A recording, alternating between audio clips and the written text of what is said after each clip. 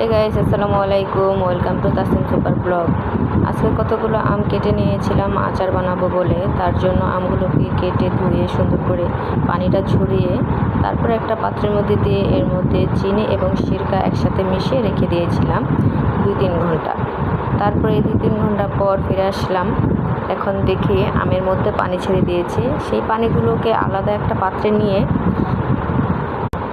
পানিটাকে বলক আনিয়ে নিব।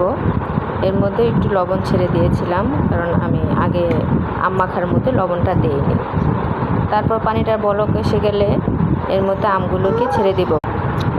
আমগুলোকে ওই পানির মধ্যে দিয়ে নাড়াচাড়া দিয়ে জাল করে নিচ্ছিলাম আচারটা তৈরি করার জন্য। এর মধ্যে কোনো মশলা যাবে না, তেল যাবে না। এটা শুধুমাত্র ভিনেগার এবং চিনি দিয়ে জাল করেই আচারটাকে বানানো হয়। দেখুন, আস্তে আস্তে আমার পানিটা শুকিয়ে আসতেছে এবং আমার আচারটাও তৈরি হয়ে যাচ্ছে।